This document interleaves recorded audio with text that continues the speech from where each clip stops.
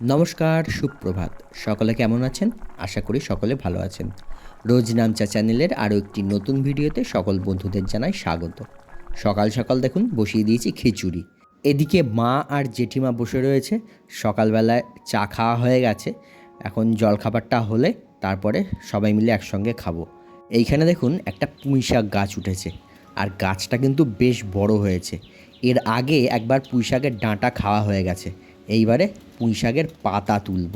আজকেও সকাল থেকে বৃষ্টি আরম্ভ হয়েছে, আর বৃষ্টির জল পেয়ে পুঁইশাক গাছটা আরও বেড়েছে। এখন এই গাছ থেকে পুঁই পাতা তুলব, আর পুঁই পাতা তুলে একটা জিনিস বানাবো। কী জিনিস বানাবো দেখাবো আপনাদের। তো আগে পুঁই পাতাগুলো তুলে নিই। টুপটাপ করে বৃষ্টি পড়ছে, তার মধ্যেই বেরিয়ে পড়েছি পুঁই পাতা তুলতে। এই যে অনেক কটা পাতা তোলা হয়েছে। আমি তুলছিলাম, আমি তোলার পর আবার দাদা তুলে দিয়েছে। অনেকগুলো আছে পাতা। পাতাগুলো কি বড় বড় হয়েছে। এইবারে নিয়ে নিলাম একটা বাটি, আর এতে নিয়ে নিচ্ছি ডাল, মুসুরির ডাল। ডালটাকে এবারে ভালো করে ধুয়ে নেবো, কচলে কচলে একদম।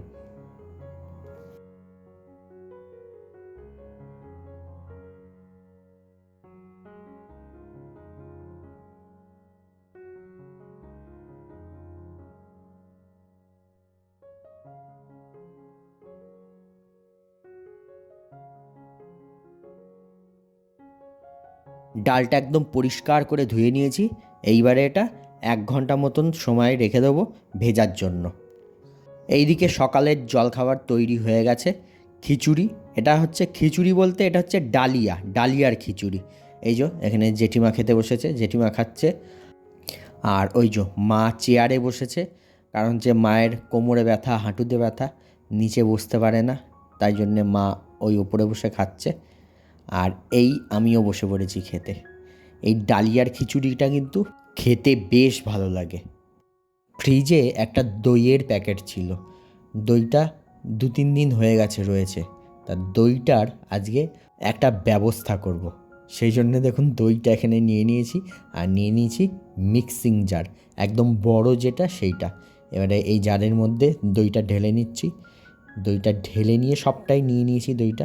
নিয়ে এইবারে পরিমাণ মতো নুন দিয়ে দিলাম, দিয়ে দিলাম চিনি। এইবারে এই নুন, চিনি আর দই দিয়ে এর মধ্যে ঢেলে দিলাম জল। এইবারে এটাকে মিক্স করব। তার মানে এটা কি তৈরি হতে যাচ্ছে বলুন তো? ঘোল, দইয়ের ঘোল। আর দইটা কিন্তু টক দই ছিল।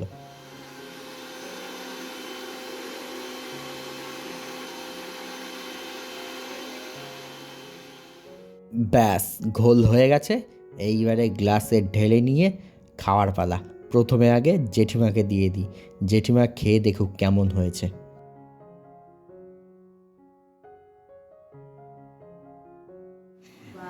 হ্যাঁ না,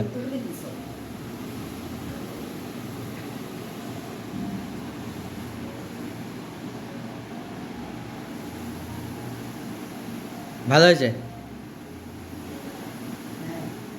ঘোল খাওয়া হয়ে গেছে। এইবারে বসে পড়েছি এই শাকগুলো নিয়ে। এদিকে আছে পুঁই পাতা, আর এদিকে আছে কুলেখাড়া। এইবারে এইগুলোকে সুন্দর করে বেছে পরিষ্কার করে ধুয়ে কেটে নিয়েছি। এই যে সব সাইজ করে কাটা হয়ে গেছে। আর এইদিকে এই যে ডালটাও ভিজে গেছে দেখুন। ডালটা ভিজে একদম বড় বড় হয়ে ফুলে উঠেছে দেখুন।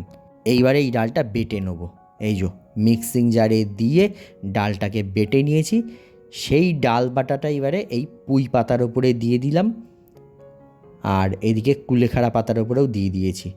পুঁই শাকে একটু বেশি দিয়েছি, আর কুলেখাড়ার শাকটায় একটু কম দিয়েছি।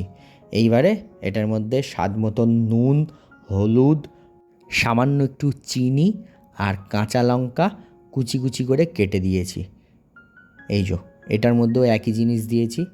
এইবারে এগুলো দিয়ে ভালো করে এগুলোকে মেখে নেবো। এইবারে প্রথমে পুঁই শাকটা মাখছি, তারপরে কুলেখাড়াটা মাখবো।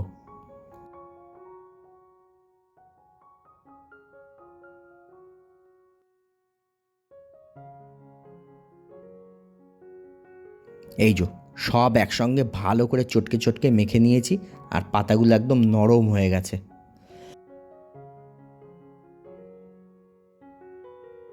এইবারে কুলেখাড়ার পাতাগুলোকে মাখবো। এটাকেও ভালো করে চটকে চটকে মেখে নেব। এই যো এদিকে পুঁই পাতাগুলোও মাখা রেডি হয়ে গেছে, আর এদিকে কুলেখাড়াও মাখা হয়ে গেছে। এইবারে ভাজার পালা। ভাজার জন্য কড়াই বসিয়ে দিয়েছি, কড়াই গরম হয়েছে, তার মধ্যে সাদা তেল দিয়ে দিয়েছি। এইবারে এখান থেকে একটু একটু করে নেবো আর একটু চ্যাপটা চ্যাপটা করে বড়ার আকারে দিয়ে ভাজবো। তার মানে কি হলো, পুঁই পাতার বড়া আর তার সঙ্গে হবে কুলেখাড়া পাতার বড়া। গরম তেলে ছেড়ে দিলাম, এরম করে সব কটা বড়া সুন্দর করে ভেজে নেবো, একদম লাল লাল করে এপিট ওপিট করে। আর ভাজার সময় গ্যাসটা কিন্তু একদম লো রাখতে হবে। এই যো আমার কটা ভাজা হয়ে গেছে দেখুন। এবারে বড়াটা একটু টেস্ট করে দেখা যাক। এই যো নিয়ে নিয়েছি একটা গরম গরম বড়া। ও যেমন মুচমুচে আর সেই রকম টেস্টি, দারুণ খেতে লাগছে, দারুণ। পুঁই পাতার বড়াগুলো সমস্ত ভাজা হয়ে গেছে, এইবারে কুলেখাড়ার পাতাগুলো ভাজছি। এই যে কুলেখাড়ার বড়াও ভাজা হয়ে গেছে, এইবারে টেস্ট, দারুণ লাগছে, দারুণ। এটাও কিন্তু দারুণ টেস্ট লাগছে আর মুচমুচে হয়েছে। সব বড়া ভাজা হয়ে গেছে, এইবারে আমরা দুপুরবেলায় খেতে বসে পড়েছি। ভাত নিয়ে নিয়েছি আর এই বড়া ভাজা নিয়ে নিয়েছি, আর কালকের এই তরকারিটা ছিল, এইটা গরম করে নিয়েছি। এটা হচ্ছে কুমড়োর ডাঁটা, চিংড়ি, আলু, কাঁঠালের বীজ দিয়ে একটা তরকারি। তো আজকের দুপুরের খাবার এইটাই, এই বড়া দিয়েই কিন্তু অর্ধেক ভাত খাওয়া হয়ে যাবে।